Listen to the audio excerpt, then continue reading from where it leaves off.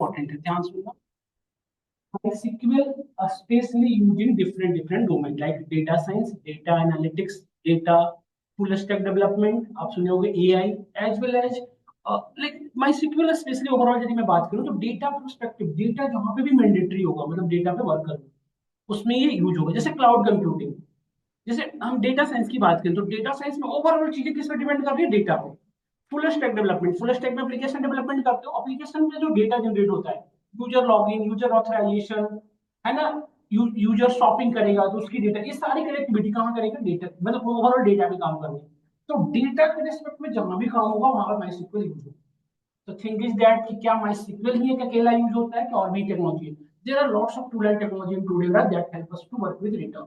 अभी के जो टुडे एरा है ना, इसमें सीक्वल से ज्यादा एडवांस और मोर पावरफुल, मोर कैपेबल हमारे पास एप्लीकेशन है जो वर्क करते हैं। बट स्टिल माई सीक्वल को इतना ज्यादा यूज हो रहा है स्टिल। इवन एक चीज, वन मोर चीज बताऊं सीक्वल के बारे में, बहुत इंटरेस्टिंग चीज है कि ये जितना पहले यूज हुआ करता था आज भी उतना ही यूज हो रहा है। अच्छा, पावर भी टैब जैसा नहीं है कि अभी 2 साल पहले आया मार्केट में, 2 साल बाद चला जाएगा। ऐसा नहीं, बहुत पहले से चल रहा है, बहुत पहले तक चलेगा। तो कुछ तो स्पेशलिटी होगी ना ये इसके अंदर। तो what is the speciality of that one, MySQL why भी मुझे, तो ये ना, ये थोड़ी इंपॉर्टेंट चीज है कि समझना कि हमें माई सीक्वल को इतना ज्यादा अभी तक क्यों यूज किया जा रहा है।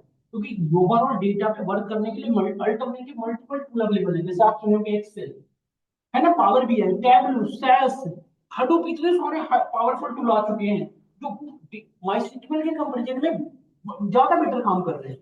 बट स्टिल सीक्वल को यूज किया जाता है इतना लेवल, क्यों?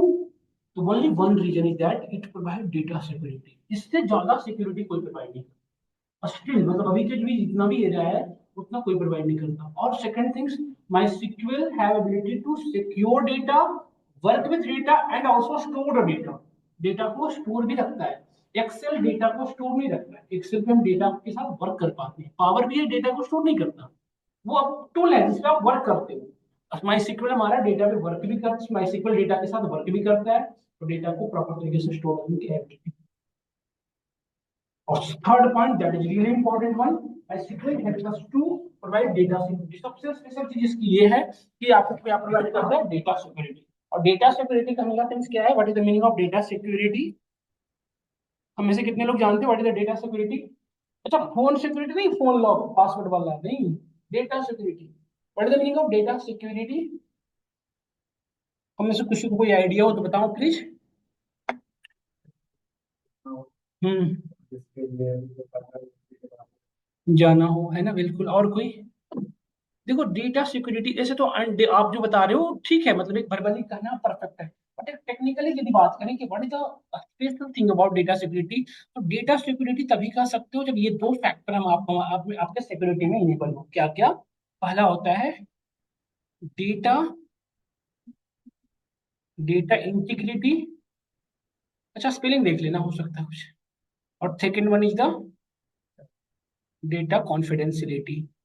ये दो चीजें यदि हम अपने सिक्योरिटी के पॉइंट ऑफ व्यू से इनेबल कर रखें, मतलब ये दोनों चीजें हमारे इंश्योर हैं इन हमारे डेटा सिक्योर। तो what is the data integrity, what is the data confidentiality, what is the data integrity, have anyone any idea what is the data integrity? What is the data integrity, बेटा बताओ कोई, what is the data integrity? Data integrity is nothing but, data integrity is nothing but amount of, जैसे हम, जैसे suppose I am a sender, you are a receiver, तो मैंने यदि आपको डेटा सेंड किया तो सिर्फ डेटा आपको ही एक्सेस हो। और second things, size of data and content of data must be. Data integrity maintain कब करेंगे, जब हमने आपको डेटा सेंड किया तो डेटा का जो अमाउंट हो, मतलब जैसे 2 KB हमने आपको डेटा सेंड किया तो डेटा आपको उतना ही एक्सेस हो, और कंटेंट ऑफ डेटा भी सेम होना चाहिए, then you can see our data integrity. और ये आपको MySQL प्रोवाइड करता है। हम आपको जब प्रैक्टिकली इंप्लीमेंट करा रहे होंगे MySQL की, आपको एक चीज हम एनालाइज करवाएंगे कि इस पर्सपेक्टिव में डेटा इंटीग्रिटी प्रोवाइड करता है। अच्छा, हमें से कोई MySQL पहले से पढ़ रखा है तो बताओ, मैं बताऊं आपको, थोड़ी बहुत आइडिया है किसी को MySQL की? यस, तो आप बेटा फॉरेन की कंस्ट्रेंट जब लगाते हो तो आप ध्यान से देखो, डेटा इंटीग्रिटी पूरी तरह से है, जो प्राइमरी की जिसमें बना हुआ है उसके अंदर डेटा में आप नहीं ऐड कर पाते हो जिसमें फॉरेन की। समझ पा रहे हो जो पढ़ रखे होंगे, यदि प्रॉपर तरीके से पढ़े होंगे तो आप पढ़ा समझ पा रहे होंगे। नेक्स्ट बनेगा डेटा कॉन्फिडेंशियलिटी। डेटा कॉन्फिडेंशियलिटी करने का सेंस क्या है? यदि मैंने आप डेटा आपको सेंड किया है तो डेटा आप ही को सिर्फ एक्सेस होना चाहिए। No one can access this data on other way में, किसी भी कोई थर्ड पर्सन इसको डेटा को एक्सेस ना।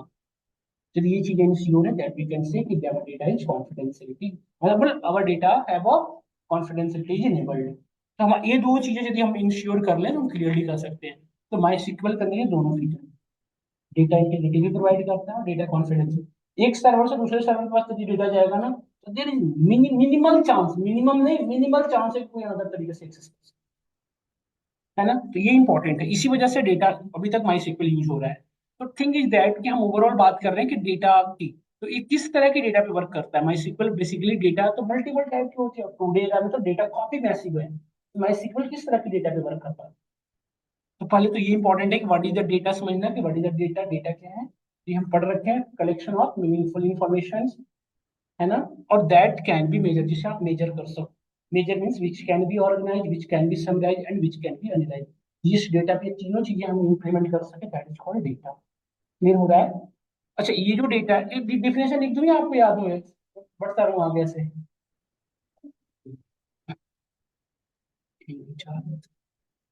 कलेक्शन ऑफ मीनिंगफुल इंफॉर्मेशन, ये थोड़ा इंपॉर्टेंट है, ये डिफिनेशन कर देना। Meaningful information that can be, that can be that can be measured. Measured करने का क्या सेंस है बताओ आप लोग? Measured means which can be organise, जिसे आप प्रॉपर तरीके से ऑर्गेनाइज, मतलब क्या होता है? सेव करना अपने पास, स्टोर करना। विच कैन बी समराइज और विच कैन बी एनालाइज। यदि ये तीन चीजें आप कर सको अपने डेटा पे, क्या हो बेटा आपको? ठीक है ना? ये तीन चीजें यदि है तो हम कह सकते हैं और data is, we can, this is our data actually. ठीक है। अभी ये अपने डेटा अपने नेचर के अकॉर्डिंग, अपनी वर्किंग फ्लो के अकॉर्डिंग ये तीन टाइप के होते हैं। Structure data, types of data, types of data according to, according to their format, according to their format.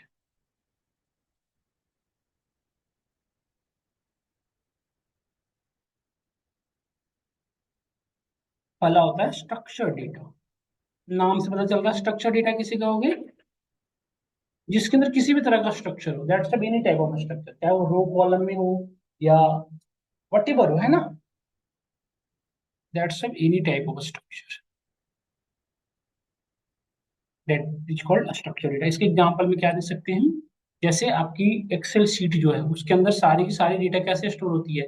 Row and column में। क्या कोई डेटा होता है जो विदाउट रो एंड कॉलम में? नहीं पॉसिबल है। लिस्ट है, एरे है, ये सब हमारे क्या कैसे डेटा है? स्ट्रक्चर डेटा है। समझ में आ रहा है हम सभी को? Next one is the semi structure data. Semi structure data किसे कहते हैं? Which type of data is semi structure data? जिसके अंदर कुछ डेटा स्ट्रक्चर वे में और कुछ डेटा हमारा अनस्ट्रक्चर्ड। जैसे आईडी, ये हमारा प्रॉपर तरीके से है, और नेम, पासवर्ड, ये सब चीजें हमारी अनस्ट्रक्चर्ड वे में है। That is called semi structure data. Semi structure data का एग्जांपल दे सकते हो जीएसएम, एक्सएमएल, जो है हमारा सेमी स्ट्रक्चर का पार्ट होते हैं। Third one is unstructured data. Unstructured data किसे कहोगे? दैट्स सब न्यू स्टफ।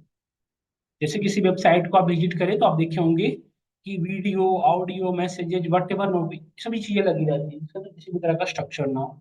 तो ये मैंडेटरी है, तीनों को लिख लेना, स्ट्रक्चर, सेमी स्ट्रक्चर और नॉन स्ट्रक्चर। देखिए मेरी बात को सुनना ध्यान से, चाहे डेटा स्ट्रक्चर हो या अनस्ट्रक्चर हो, उस डेटा पे यदि मुझे वर्क करना हो, तो उस डेटा को मुझे स्टोर करनी होगी, ये सो लो। यदि आपको किसी भी तरह की डेटा हो, चाहे वट एवर, उसको आप उस पर यदि वर्क करना हो, तो सबसे पहले उसे स्टोर करनी होगी ना, ये सब। So for storing the data we need a database. So what is the database? Database is nothing but it is a type of container तो large amount of। अच्छा, किस तरह का कंटेनर? एक तो हमारे जो हार्ड डिस्क है, that is also type of container. तो database is not a virtual, this is not a physical device, it is a virtual. Hard disk आपका डेटाबेस नहीं हो सकता, it is a virtual device, क्योंकि इसकी अपनी management system होती है। आपके जो लैपटॉप में हार्ड डिस्क होता है, उसका अलग डिस्क मैनेजर होता है, यदि आप पढ़े होंगे थोड़ी बहुत। डिस्क मैनेजर आपने पढ़ा होगा, ऑपरेटिंग सिस्टम का पार्ट है। डिस्क में वो अलग चीजें होती है, सारी उसकी सभी चीजें अलग होती है। इसके अंदर सारी चीजें अलग अपनी होंगी। It is not a physical device, it is a virtual, मतलब ये आपके सिस्टम में वर्चुअली एग्जिस्ट करता है। यदि क्लाउड पे है तो क्लाउड पे वर्चुअली होगी, सारे रूल रेगुलेशंस की अपनी होगी। Done. So this is a database. Up now, according to data, our database is nothing, but there are only two type of database. Yes.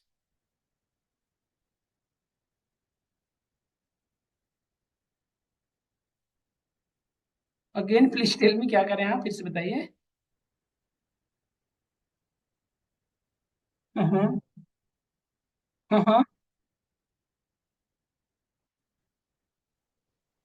Permanent he exist करेगा. Virtual मतलब होता है physically जिसे touch ना कर सके आप.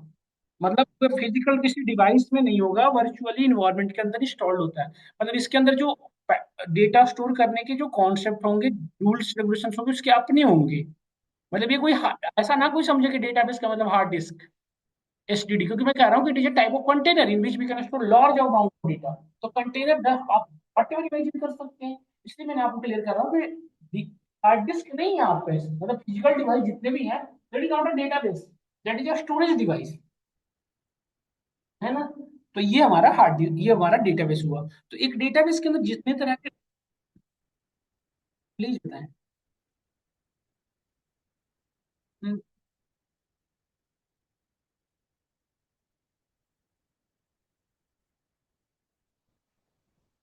5 मिनट आप रुके, आपके ये सारे डाउट क्लियर हो जाएंगे. आप यही कहना चाह रहे हैं ना, 5 मिनट दे, फिर हम आप अगेन आपके पास आएंगे. ठीक है.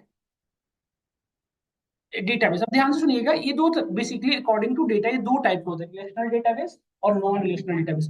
और database in which of all data are structure, एक ऐसा डेटाबेस जिसके अंदर सारी की सारी डेटा कैसी है बेटा, स्ट्रक्चर है, that is called relational database.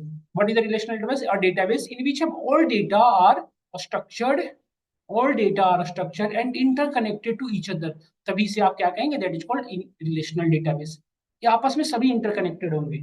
और one more thing, relational database create a cyclic graph, not a cyclic graph. Means what, बेटा ये ना ऐसे कनेक्ट होगा. ये ऐसा नहीं कि पूरी साइक्लिक किसे कहते हैं, ये साइक्लिक हो गया ना पूरी तरह से. ये साइक्लिक हो गया ना. जैसे साइक्लिक और साइक्लिक का मतलब क्या हुआ, देखो एक एंड पॉइंट होनी चाहिए. देख रहे हो ना, एंड पॉइंट है इसकी. ये अब एंड पॉइंट रह गई कहीं पे. अरे नहीं समझ रहे क्या. अरे ये एक साइक देखो, ये एंड पॉइंट है ना इसका. यहाँ पे, यहाँ से चले तो आप यहाँ पहुंचोगे, यहाँ से चलो तो यहाँ पहुंचोगे. बट जब ये कर दिया तो ये पूरी तरह से पैक्ड हो गया ना ये. This is called cyclic graph. मतलब ये C1 C2 C3, ये यही होता है. जैसे टेबल T1 है, ये टेबल T2 है, टेबल T3 है, टेबल T4 है. तो टेबल T1 T2 ऐसे तो रहेगा, बट ये सभी आपस में ऐसा नहीं होगा. साइक्लिक साइक्लिक ग्राफ नहीं क्रिएट करता. तो this is called relational database. ये इसकी स्पेशलिटी है. तो रिलेशनल डेटाबेस आपको क्लियर हो रहा होगा किसे कहते हैं. और database in which have all data are structured and all are interconnected. Interconnected और डायरेक्ट कनेक्टेड दो होते हैं. डायरेक्ट कनेक्टेड ऐसे होता है T1 T3 से होता है डायरेक्टली, सभी एक दूसरे से हो. तो सभी एक दूसरे से हो भी सकते हैं, नहीं भी हो सकते हैं, बट इंटरकनेक्शन होगा. मतलब T1 कोई भी टेबल ऐसा नहीं होगा जिसमें जाने के पाथ नहीं होगा. हर एक टेबल में कोई ना कोई पाथ होगा जिसको हम फॉलो करेंगे. जैसे हमारे पास T4 है, T4 से T1 में जा सकते हैं, ये सब. तो मतलब ये इंटरकनेक्शन है, मतलब किसी न किसी कनेक्शन के अंदर होते हैं. डन. और ये तो सुनना आप ध्यान से. तो माइस, अब हमारे पास रिलेशनल डेटाबेस कौन कौन से. MySQL is also relational database. It is a database in which we can store structured data and all data are interconnected to each other. तो क्या हम ये कह सकते हैं कि माई सीक्वल की क्या क्या ये कह सकते हैं कि माई सीक्वल की रिस्ट्रिक्शन है या ये लिमिटेशन है, ये सिर्फ रिलेशनल डेटाबेस काम करता है. क्या हम कह सकते हैं ना कि सिर्फ इसके अंदर स्ट्रक्चर डेटा पे काम करने की अनुमति है, स्ट्रक्चर डेटा पे नहीं कर सकता. यस और नो. तो MySQL is a relational database. We can clearly say it is a relational database in which we can store a structured data. Interview में आपने पूछा था व्हाट इज द MySQL, बच्चे का स्ट्रक्चर क्यों भी है. Actually, it is not a perfect answer. We can clearly say that MySQL is nothing but it is a relational database in which we can store this type of data, structured data, and in which all data are interconnected. Then we can say this is called MySQL. Clear हो रहा है आप सभी को. माई sequel आपसे कोई पूछे तो आप उसका फुल फॉर्म मत बताओ, ये डिफिनेशन. बिल्कुल अच्छा लगा मुझे आपकी बात बोली. और किसी को कुछ हो तो दिक्कत, तो चुप क्यों थे इतने देर. और सब लोग बोला करो, स्पीड सब ठीक से बात ही करो. हाँ हाँ, नहीं वो तो होते जाते ना. जैसे नहीं हो समझे, यदि आप कुछ नहीं बोलोगे ना तो वो स्पीड एकदम से ऐसे. तो आप बोले तो अच्छा लगा, अब शुरू हो जाते हैं. देखो नेक्स्ट है हमारा नॉन रिलेशनल डेटाबेस, है ना, जिससे आप देखो ये सेकंड वन था हमारा. अच्छा माई सीक्वल एक अकेला रिलेशनल डेटाबेस नहीं है, इसके जैसे और भी है, जैसे कि पोस्टग्रेस एसक्यूएल है, और सीक्वल है हमारा, और सीक्वल सर्वर. फिर हमारा ऑरेकल है। ये इतने तरह के रिलेशनल डेटाबेस हैं जहाँ पे हम अपनी डेटा को स्टोर कर सकते हैं। बट किस तरह के डेटा को? Structure data. क्लियर हो रहा है हम सभी को?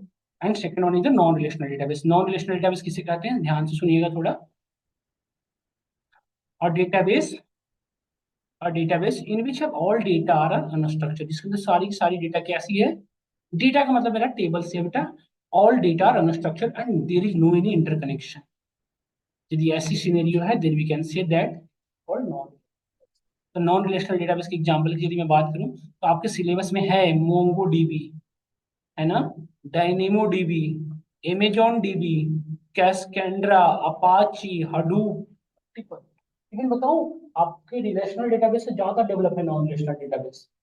इतने सारे हैं कि आपको याद नहीं होगा। मतलब मैं रिसर्च के अकॉर्डिंग देखा था, 300 समथिंग हो चुके हैं DB। क्योंकि ये ओपन सोर्स है, जिसको जैसा मन होता है वैसा बना लो। अगर यहाँ पे क्लियर हुआ हम सभी को?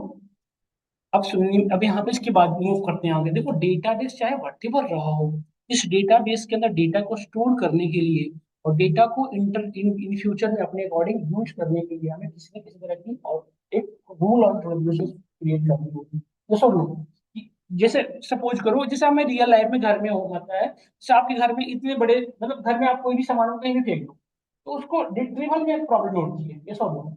तो सेम प्रॉब्लम हमारे साथ भी होगा यदि हम, हमारे पास डेटा है लार्ज अमाउंट ऑफ, उस डेटा को हम प्रॉपर तरीके से स्टोर नहीं करेंगे तो हमारी प्रॉब्लम क्या होगी? रिट्रीवल में प्रॉब्लम होगी।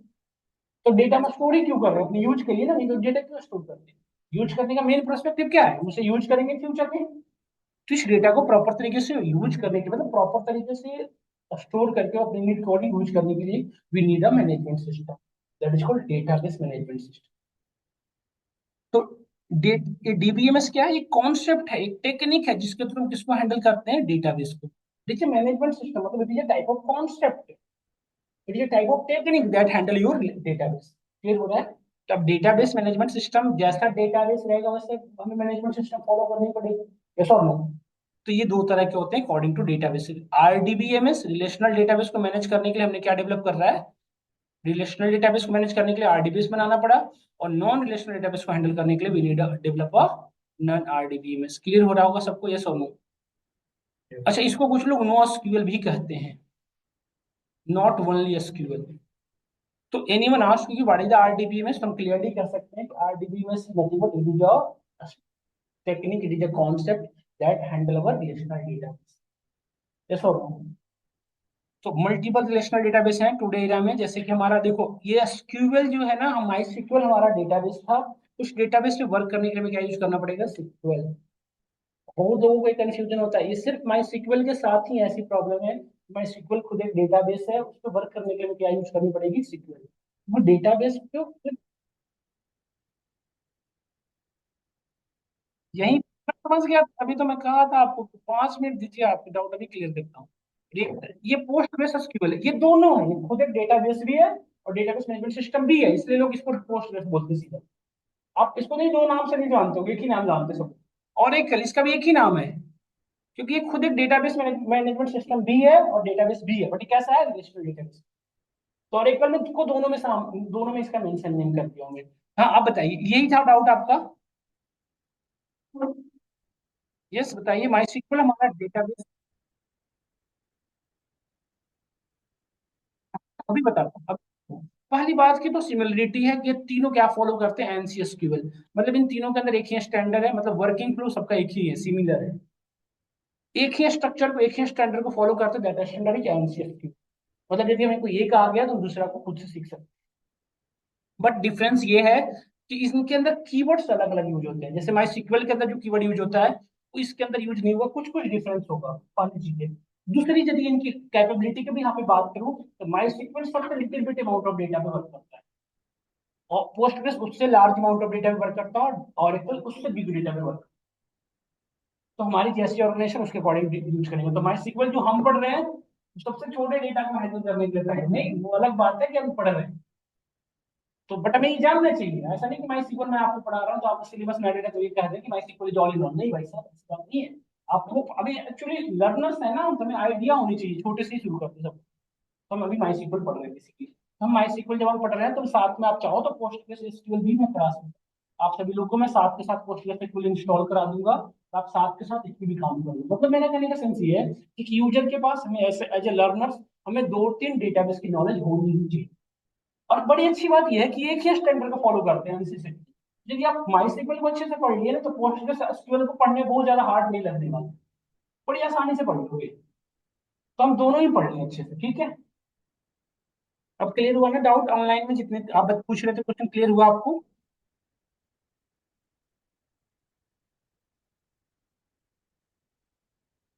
नहीं नहीं नहीं, यूज के सिनेरियो डिसाइड करेगा कि उसको क्या चाहिए। हम सिनेरियो के भी यहाँ पे डिसाइड करेंगे ना, तो हमें जैसे हमारे यदि मैं ऑर्गेनाइजेशन में ज्वाइन कर रखा हूँ, तो ऑर्गेनाइजेशन के अकॉर्डिंग उसमें जितनी अमाउंट ऑफ डेटा है उसमें यहाँ पे हम डिसाइड करेंगे हम कौन सा डेटाबेस यूज करेंगे। ऐसा थोड़ी कि अभी प्रोग्रामर हमें अच्छा लग रहा है PostgreSQL हम ये यूज करेंगे। नहीं, अभी हमारे जो जितना जिसकी जितनी कैपेबिलिटी है उतनी ज्यादा उसके अंदर फंक्शनलिटीज भी होगी, और उतना ज्यादा पेमेंट भी आपसे लेगा। तो यदि छोटी डेटा पे ऑरेकल यूज कर रहे हो ना, कंपनी कहेगी भाई साहब बंद करवा के मांगेंगे हमें, नहीं है सब। मेरे कहने का सेंस ये है कि जो जितना पावरफुल है, ऐसा नहीं कि पावरफुल है तो बस है, हाथी जितना पावरफुल है खाता है उतना ज्यादा है। तो यही बात है, ऑरेकल पेड है भाई साहब, ये पेड है, आपको पेमेंट लेता है। सिक्योरिटी यदि प्रोवाइड करेगा तो उतना ज्यादा पेमेंट लेगा। माई सीक्वल फ्री है, सबके यूज कर सकते हैं, कोई दिक्कत नहीं। डन। तो यही हम पढ़ने वाले थे, ये इंट्रोडक्टरी पार्ट है। तो यदि मैं आपसे क्वेश्चन करूँ कि what is the MySQL, what is the SQL, तो हमें हमारा एक प्रॉपर डेफिनेशन क्या होना चाहिए, इसमें लोग बताइए। SQL, MySQL is a relational database बेटा। और ये कैसे डेटा को हैंडल करता है, स्ट्रक्चर। इसी डेटाबेस को हैंडल करने के लिए हमने क्या डेवलप करना पड़ा, RDBMS। ये RDBMS हुआ ना आपका, सीक्वल इज RDBMS जो इसको हैंडल करता है। समझ गए? अब थोड़ी सी फंडामेंटल कीवर्ड बता दूं, जैसे आप एक डेटाबेस हुआ, इस डेटाबेस के अंदर मल्टीपल टेबल होंगे, ये सोनो, और मल्टीपल टेबल के अंदर मल्टीपल कॉलम होंगे, मल्टीपल रो होंगे, और ये सारे आपस में क्या होंगे, कनेक्टेड होंगे। तो इस टेबल को बेटा हम रिलेशन भी कह सकते हैं, इस टेबल को टेक्निकली रिलेशन भी कहा जाता है। There is a four relation हम ये कह सकते हैं, there is a four table या there is a four relation.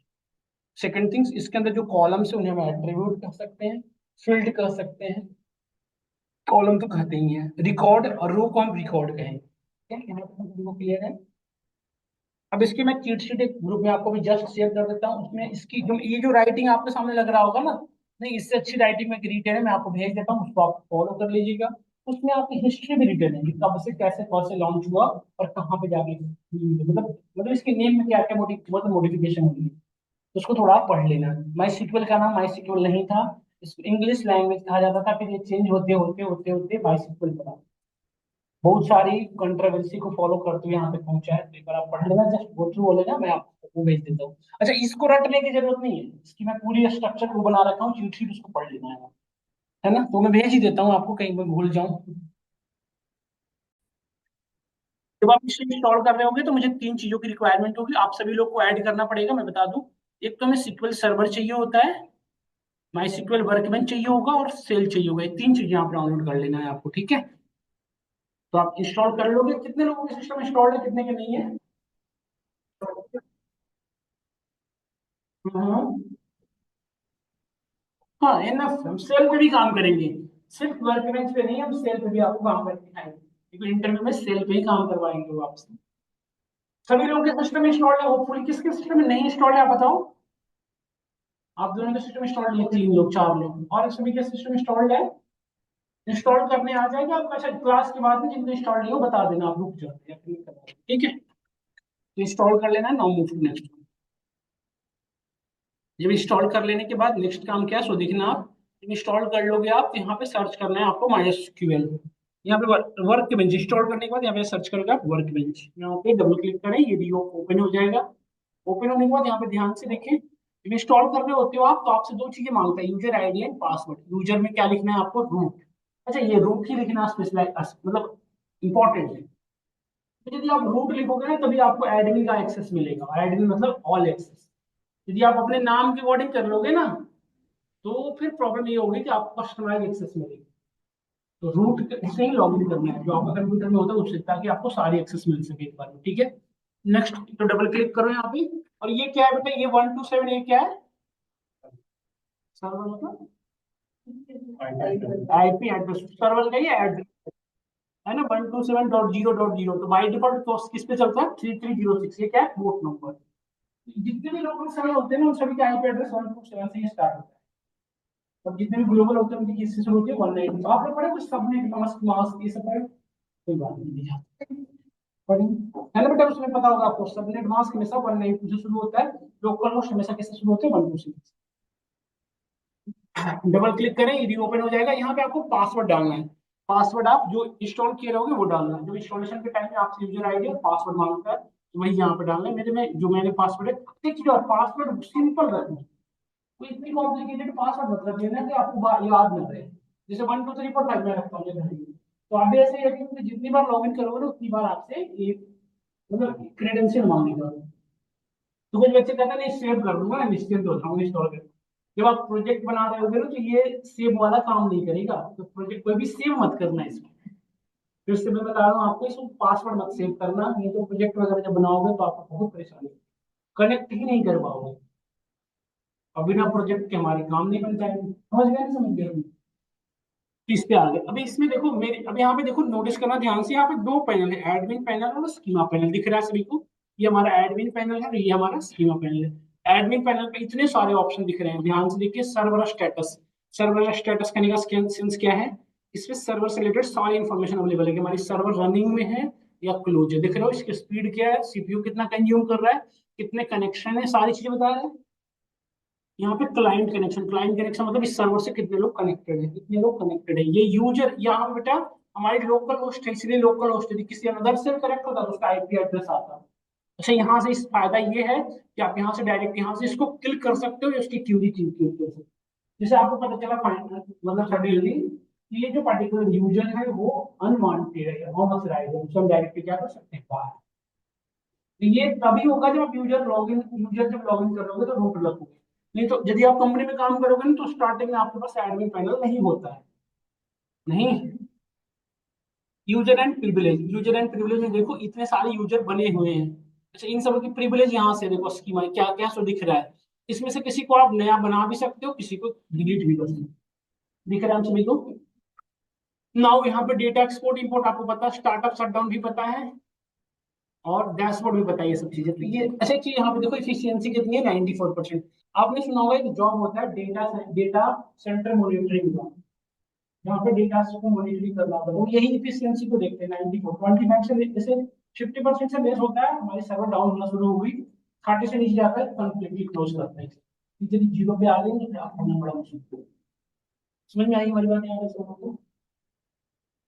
तो ये हमारा, तो हमारे फिलहाल कितने, 94%, मतलब हमारी सर्वर क्या है, बिल्कुल done. Sending speed, receiving speed सब प्रॉपर बता रहा है सभी चीजें। ये जानना बहुत ज्यादा जरूरी नहीं था, बट जानना ठीक है। अब नेक्स्ट हम कहाँ पहुंचे, नेक्स्ट पैनल बताइए क्या है, स्कीमा पैनल। स्कीमा क्या होता है, व्हाट इज द स्कीमा?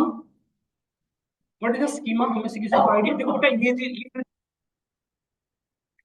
ये जितने भी, एग्जैक्टली तो यहाँ पे देखो, ये जितने भी ये इस तरह के बॉक्सेस दिख रहे हैं ना, छोटे छोटे से ऐसे दिख रहे होंगे आपको boxes, this is called database. ये सिंबल किसका है, डेटा। अच्छा, ये रिलेशनल डेटाबेस का सिंबल है, नॉन रिलेशनल डेटाबेस का सिंबल ऐसा नहीं होता।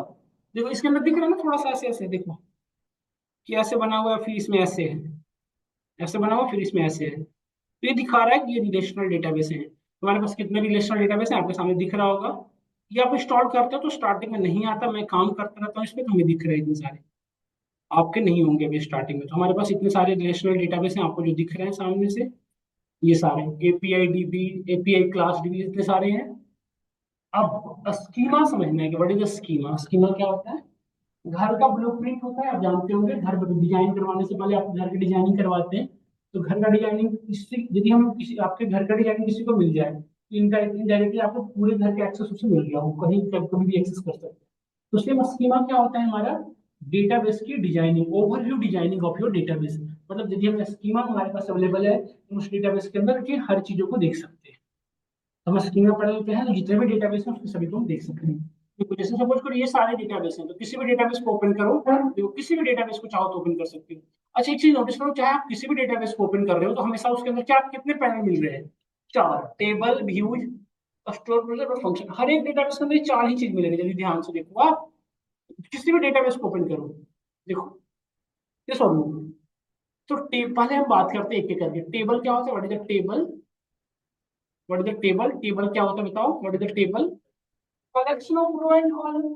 अच्छा, रो को हम क्या करते हैं, रिकॉर्ड, कॉलम को क्या करते हैं, एंट्री। क्या हम टेक्निकली ये कह सकते हैं, collection of attribute and record, that is called table. Interview आप सकते हैं ना, what is the relation, interviewer इसी टेबल को क्या पूछता है कि व्हाट इज द रिलेशन, और कभी आपने सुना नहीं होगा तो बिल्कुल हो जाओगे ये कब से। तो रिलेशन जब भी आपसे पूछे तो आपको क्या समझना हो, टेबल ही पूछ रहा है, यस और नो। तो आप क्या डिफाइन करोगे, कलेक्शन ऑफ एट्रीब्यूट्स एंड, समझ रहे हैं सब लोग या नहीं समझ रहे बताइए। तो ये इंटरव्यू में आपसे पूछा जाता है। सेकंड थिंग्स बताइए, सेकंड थिंग क्या, तो टेबल के अंदर हमारे डेटा होगी पूरी की पूरी। सेकंड क्या है, सेकंड पैनल क्या है बताओ, व्यूज, व्यूज क्या होता है, व्हाट इज द व्यूज, जैसे आपके सामने, जैसे ये क्या है, व्यू ही तो है, ये सब। तो व्यू को जैसे, तो फिर डेटाबेस का व्यू क्या होता है, view is nothing but just mirror image. जैसे हमारी फोटो व्यू हुई, आप लोग हमसे होते हैं ना फोटो, फोटो क्या हमारे में जैसा मिरर इमेज होता है, तो ये व्यूज क्या है, just mirror image of database, आपके डेटाबेस की मिरर इमेज होती है। मींस व्हाट, कि व्यूज के थ्रू हम अपने डेटाबेस में सारी मॉडिफिकेशन, अब हम पढ़ेंगे व्यूज हम खुद से भी क्रिएट कर सकते हैं। Third one is the store procedure, store procedure क्या होता है, स्टोर्ड प्रोसीजर, हम भी पढ़े एक्सेल में, भी पढ़े होंगे है ना, तो वहां पे पढ़ते थे माइक्रो क्रिएट करते थे, बना के रख दिया, प्रोसेस हर बार होता है, तो इसलिए में स्टोर प्रोजेक्ट, हमें जो एक्शन परफॉर्म कर रहे हैं हमने बना के रख दिया, जितनी भी चाहे उसको हम यूज कर सकते हैं। मतलब procedure means what, collection of steps, उसको हमने एक जगह पे स्टोर कर दिया, that become a store procedure, हमें भी बनाएगा खुद से। फिर नेक्स्ट क्या है हमारा, फंक्शन, ये तो बताने की जरूरत नहीं, फंक्शन की बात मुझे बताने की जरूरत ही नहीं है, कोई छुट्टी है क्या होता है function, what is function, function क्या होता है बताइए सब लोग, collection of, collection of procedure, इस जो स्टोर पर इसके कई ऐसे बना सकते हैं function, function is not block of code, block of query नहीं, ये हर एक डेटाबेस के अंदर मिलेगा बेटा आपको। अब मैं आता हूँ इस किसी भी डेटाबेस के अंदर, टेबल देखो, किसी भी डेटाबेस के अंदर आप टेबल, इसके अंदर कौन सा टेबल है, प्रोडक्ट टेबल, इसके अंदर कौन सा टेबल है, कस्टमर टेबल, इसके अंदर ये सारे टेबल दिख रहे हैं हम सभी को, देखो ये सारे टेबल है। तो किसी टेबल के अंदर जाओ, देखो ये कस्टमर टेबल है, इसके अंदर जाओ, इसके अंदर क्या क्या है, कॉलम, इंडेक्सेस, फॉरेन की और ट्रिगर्स, हम पढ़ेंगे वन बाई वन। फिलहाल कस्टमर टेबल को ओपन करना हो तो देखो यहाँ पे ऑप्शन दिख रहा है आपको, अच्छा सबको क्लोज कर लेना। हाँ, भूल गए तो कोई बात नहीं बेटा, फिर समझाओ। अच्छा सबसे बड़ी बात तो ये है ना कि अभी हम ये इतने सारे डेटाबेस दिखा रहे हैं आपके पास, तो ये सब होंगे ही नहीं, बनाएंगे कैसे ये बता दो पहले। इसके लिए मैं आपको एक स्क्रिप्ट में पहले ये बताऊं कि हम फॉलो कैसे करेंगे। देखो माइस्क्ल को ना लर्निंग के पर्सपेक्टिव से थोड़ी सी आइडिया देता हूँ। माइस्क्ल को हम लर्निंग के पर्सपेक्टिव से मल्टीपल पार्ट में डिवाइड, सब पार्ट में डिवाइड कर रहे हैं। तो मैं सबसे पहले हम पढ़ेंगे डीक्यूएल, इसका फुल फॉर्म क्या है, डेटा क्यूरी लैंग्वेज। इसके बाद हम रीड करेंगे डेटा मैनिपुलेशन लैंग्वेज, फिर हम पढ़ेंगे डेटा डेफिनेशन लैंग्वेज, और डेटा डेफिनेशन लैंग्वेज, फिर हम पढ़ेंगे डेटा कंट्रोल लैंग्वेज, फिर हम पढ़ेंगे ट्रांजिशन कंट्रोल, ये हम पढ़ेंगे। तो डीक्यूएल में नाम से पता चल रहा है data query, query means what, query perform करना, अपने नीड के अकॉर्डिंग रिजल्ट जनरेट करना।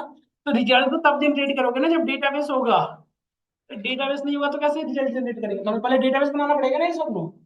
तो मैं आपको बताऊंगा डेटाबेस कैसे जनरेट करेंगे, फिर हम इसमें से क्यूरी परफॉर्म करना देखेंगे, दो टेबल की कॉम्बिनेशन से, एक टेबल से जैसे आपको चाहिए। फिर डीएमएल, डेटा मैनिपुलेशन लैंग्वेज, इसके थ्रू क्या करते हैं, हमें किसी डेट टेबल के अंदर नया डेटा इंसर्ट कर सकते हैं, अपडेट कर सकते हैं या डिलीट कर सकते हैं। अच्छा पूरी डेटा भी चाहे तो डिलीट कर सकते हैं, ट्रंकेट। डीडीएल का मतलब होता है डेटा डेफिनेशन लैंग्वेज, डेफिनेशन का मतलब होता है क्रिएशन। डीडीएल के थ्रू आप खुद का डेटाबेस बना सकते हो, क्रिएट खुद का डेटाबेस, खुद का टेबल, किसी टेबल को अपने निजी का ड्रॉप कर सकते हो, और फिर उसके अंदर किसी भी तरह की मॉडिफिकेशन, कॉलम का नेम रीनेम कर सकते हो, alter. Data control language, database मतलब डेटा कंट्रोल, इसमें क्या होता है, नाम से पता चल रहा है कंट्रोल करने का। जैसे हमें एक डेटाबेस के अंदर 50 यूजर, 50 को सेम प्रिविलेज दी हो।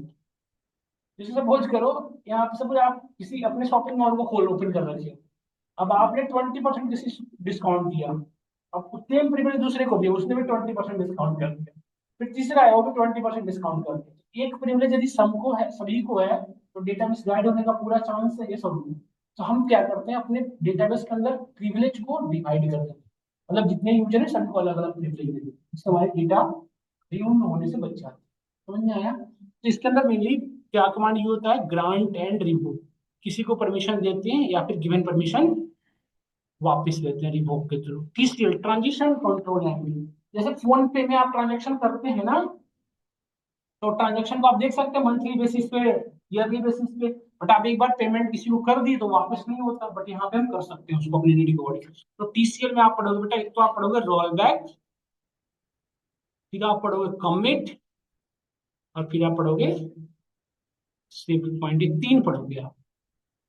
हम सबसे यही हमारा रोड मैप होगा। हम सबसे पहले आपको डीक्यूएल से स्टार्ट करेंगे, मतलब क्यूरी करना देखेंगे, फिर मैनिपुलेशन, फिर क्रिएशन, फिर कंट्रोल, फिर हम ट्रांजिशन। तो आप में से कोई ये सोच के वॉरी मत होना कि क्रिएशन हमने पढ़ा ही नहीं, डेटाबेस क्रिएट करना हम जानते हैं सीधे सीधे कैसे करा था। तो मैं एक रियल लाइफ एग्जांपल दूं जिससे आपको साथ समझ में आओ। बचपन में जो सबसे छोटे थे, रोटी बनाना सीखे थे या खाना सीखे थे? खाना सीखे थे ना, तो पहले हमें डेटाबेस के अंदर से डेटा क्रिएट कर एक्सेस करने आना चाहिए। बनी बनाई डेटाबेस के अंदर से एक्सेस करना होगा।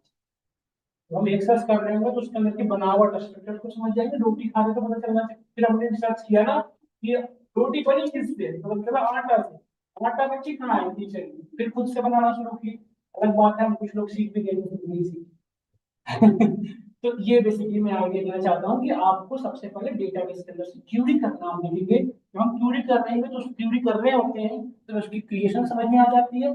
जब क्रिएशन समझ में आएगी तो खुद से उसके मॉडिफिकेशन करना शुरू करेंगे और फिर खुद की क्रिएशन करेंगे। और एक बहुत अच्छा बेटर आपको एक्सपीरियंस होगा। ये बहुत ट्रेडिशनल में चला आ रहा है बहुत सालों से कि पहले हम डेटाबेस क्रिएशन पढ़ते हैं, फिर मैनिपुलेशन, फिर ये सब गलत है। पता है उसके प्रॉब्लम रॉन्ग होते हुए। जब हम डेटाबेस बना रहे होते हैं ना, तो बहुत सारी क्रेडेंशियल लगानी होती है, बहुत सारी सेट ऑफ वैलिडेशन लगानी होती है। और यदि हम वो डीक्यूएल में नहीं पढ़ेंगे तो वहां यूज नहीं कर पाएंगे। और यदि हम यूज नहीं कर पाएंगे तो वहां पे ऐसे क्या बोलते हैं, तो इसको ना आगे पढ़ाएंगे। तो आगे पढ़ाते ही रह जाते हैं। मैं चाहता हूँ कैसे कुछ एक साथ से पढ़ें। अब सबसे पहले थोड़ा सा स्टार्ट करेंगे डीक्यूएल से। तो डीक्यूएल परफॉर्म करने के लिए हमें चाहिए डेटाबेस।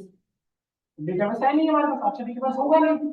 इसके लिए मैंने आपको एक ग्रुप में भेजा हूँ, देखिए create database dot SQL file भेजा हूँ आपके ग्रुप में। सो देखिए, आप चेक करिए है ना, एक्सेस हुआ है नहीं हुआ है, सब देखो है ना सबके ग्रुप में, देखो ये वाली डॉट एसक्यूएल फाइल।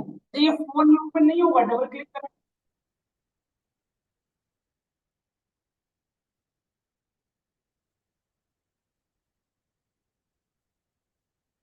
ठीक है,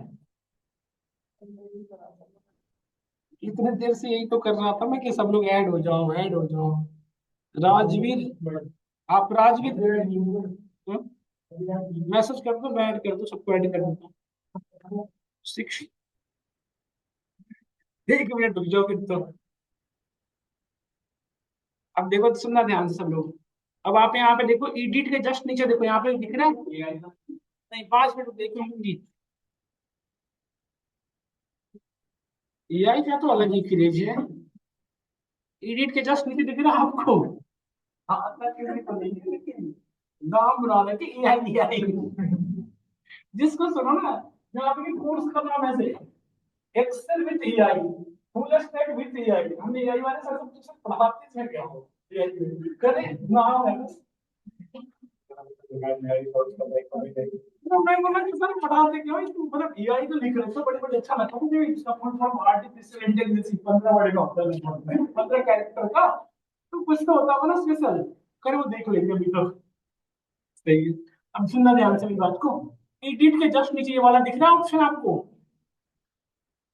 नहीं, वैसे मैं भी कराता हूँ। नहीं, नहीं, मैं कर रखा हूँ यार, मैं पूरी सब कर रही हूँ। पीएचडी होल्डर हूँ मैं, ऐसी बात नहीं है, असली वाली है। देखो क्रिएट डेटाबेस दिख रहा है आपको? तो मैं फिर से बता दूं एक बार, एडिट के जस्ट नीचे जो आइकन है बेटा, स्कीमा पैनल पे आ जाइएगा आप। एडिट के जस्ट नीचे जो स्क्यूएल है, इस पे क्लिक कर लीजिएगा, और जो भेजा हूं इसको सिलेक्ट कर लेना है। सिलेक्ट करते ही आपके पास स्क्रिप्टिंग फाइल ओपन हो जाएगी। देखिए हो गई ना आपके सामने। अच्छा, सीक्वल के अंदर यदि मैं आपको डेटा भेजूंगा ना कल को, तो वो डेटाबेस एमबी जीबी में नहीं जाता, वो ऐसे ही जाता है, स्क्रिप्टिंग फाइल भेजनी पड़ती है। पढ़ेंगे डेटाबेस से डेटा रिकवरी कैसे करते हैं।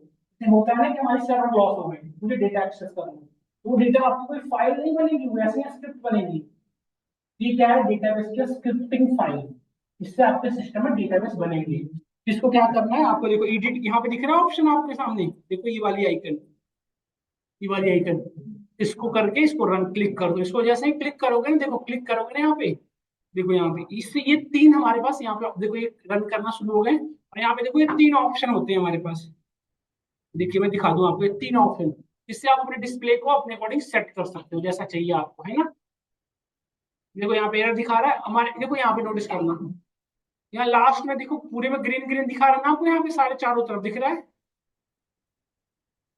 तो यदि ये रेड दिख रहा है तब तो प्रॉब्लम है, यदि ग्रीन है तो कोई इशू नहीं। उसके बाद यहाँ पे रिफ्रेश कर लेना है, यहाँ पे दो तीन बार रिफ्रेश करोगे, रिफ्रेश करोगे ना तो ये चार आपके सिस्टम में बन जाएंगे डेटाबेस। कौन कौन से?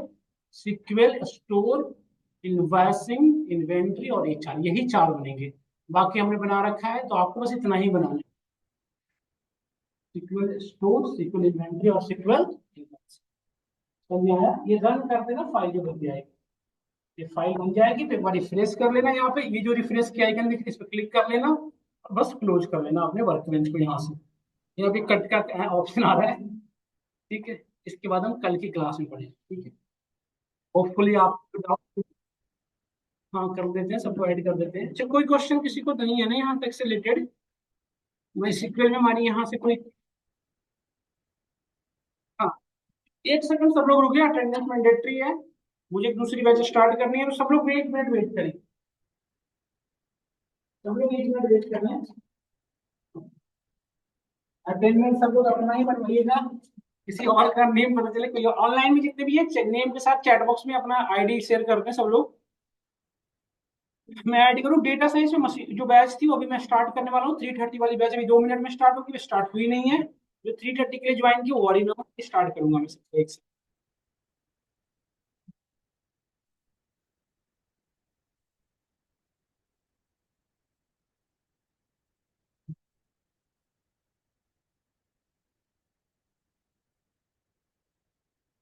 नाम बताना, दीपक आईडी 19609। नेक्स्ट, देवेंद्र इतना उदास होकर क्यों बोल रहे हो? अच्छा तो नाम है, क्या दिक्कत है? 19495। नेक्स्ट, अजय नाम आईडी। नेक्स्ट, अनुराग आईडी 192। तुम्हारा दोस्त कहाँ रह गया जो उसने बैठा था? ये नहीं था? कहाँ? आपका name? Ashish ID 1945। Next, ID बेटा 1892962। Next, Dheeraj. Pankaj ID 188। Next, Himanshu ID 1817। ID आगे 329। Next, Sumit ID 186। सुमित के बाद नेक्स्ट, अनुष्का आईडी बेटा 235। नेक्स्ट, क्या? खुशी ID 188। Next, ID 19150। Next,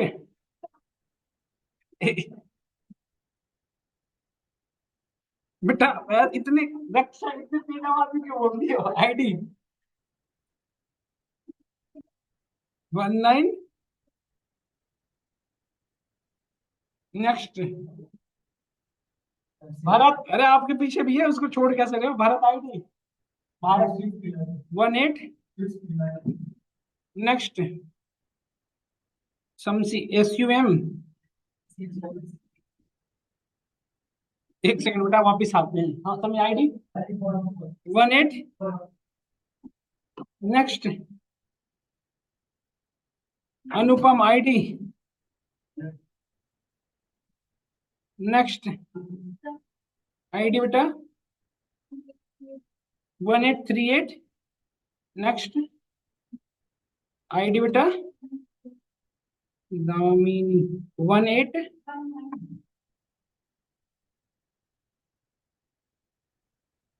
next, ID बेटा आपका 19 नेक्स्ट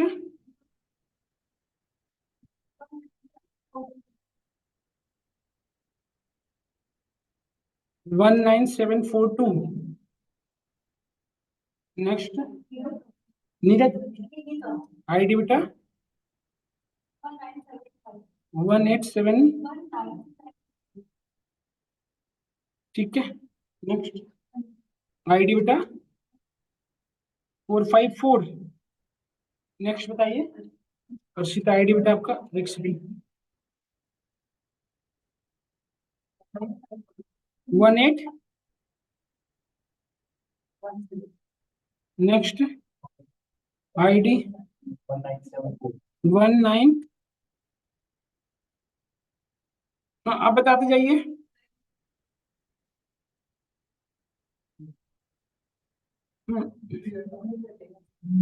हाँ नेक्स्ट और किसका करा था कृतिका कुछ कर रही थी आप कहाँ पे है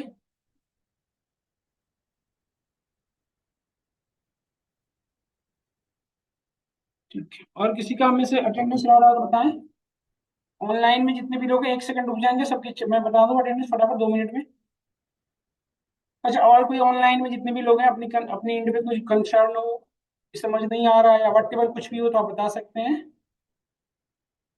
या आपको हाई स्पीड लग रहा हो स्लो लग रहा हो थ्योरेटिकल ज्यादा लग रहा हो प्रैक्टिकल कम लग रहा हो या वट एवर कुछ भी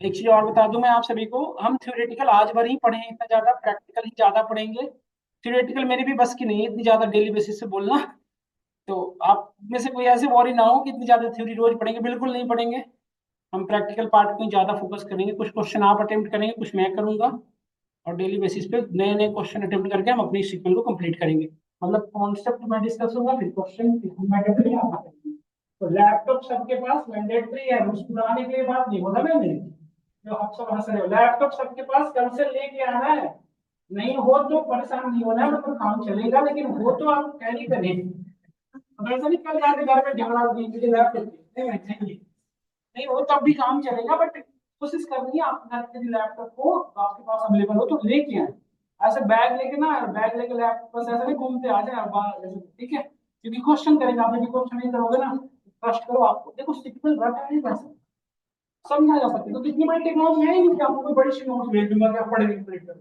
छोटी टेक्नोलॉजी है जो हैंड्स ऑन प्रैक्टिस किया रहोगे वो आपको याद ना जाएगा तो आपने लेके आना है लैपटॉप सभी को मतलब नंबर रिक्वेस्ट है ठीक है ओके देन थैंक यू